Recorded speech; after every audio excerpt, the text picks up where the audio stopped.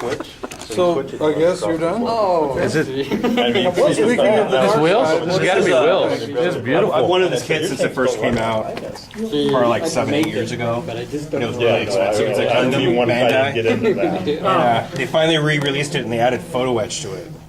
And I wish these guys would make like armor kits or airplane kits, because literally the only glue I used on it was putting the two barrel halves together. That's it. Everything else fits on polycaps. And it fits perfectly. The tracks have no seam lines on them and a rubber band. There's no seam lines. There's no nothing. It's just exactly what you get. I used this is all painted into my paints. I used like a German blue gray.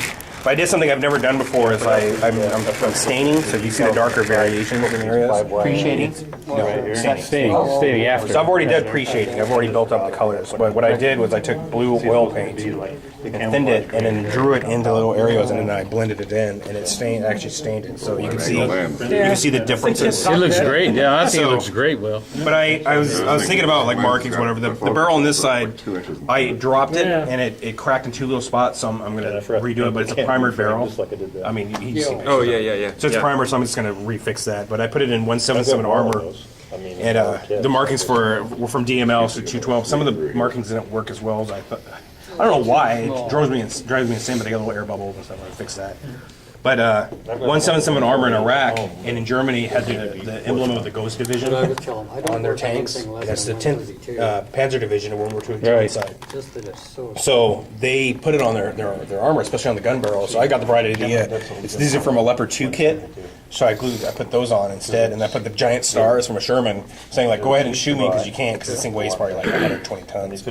I mean, you see the size, but like I said, all the photo etch fits perfectly. The rear end's back at home. I cut there's a thing that goes around the back, but I thought it looked kind of cheesy, so I cut it off. So I'm going to redo that. No question. Yes. The tread's not on it. Does this slip just right off? Yeah. Check this. So you out. don't have it actually. No. Okay.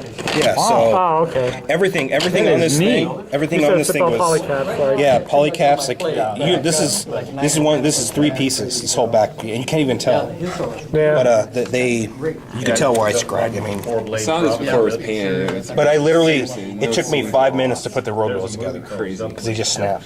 They pressure into place. No seams on it. No seams. Like it's all polycaps. You don't need glue for it. So, but like literally, like these are only like 3 pieces, but they fit inside and they snap together, so that all the seam lines disappear. Wow. So and like here, this is 1, 2, 3. This is 5 pieces, but they all Then the hobby slot wouldn't be in. as fun if it were. But it probably took me 7 to 8 hours to build it, and then probably like 10 hours on painting it. I'm still painting it, and you can tell on the road wheels I haven't weathered them yet because it's just paint. So This build up here is just completely separate from this is one piece. This is a piece. There's a generator, something inside. Like this is a piece.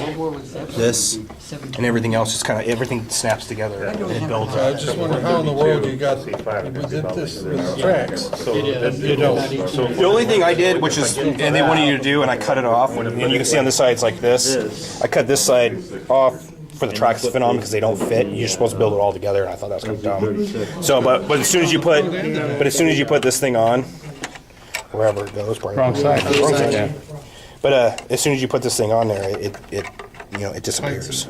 So I'm not even worried about that. That's not a 155 scale, is it? 35th scale. 35? 35 scale. Wow. That's a really neat looking kit. But it's got all kinds of nicks and crevices. I mean, you can see like in here where I dyed it. So I'm going to do it on like a bunch of other places and build up the colors more. And then I've been dry brushing it and bringing in more color and stuff. So, but it's a lot of fun. You can see where they're silvered right here. But it's going to be dirty. Like I can't build anything without dirt. So it'd be pretty dirty by the time I'm done. So that's it. Will, the building period of APM. And over here, by the way, I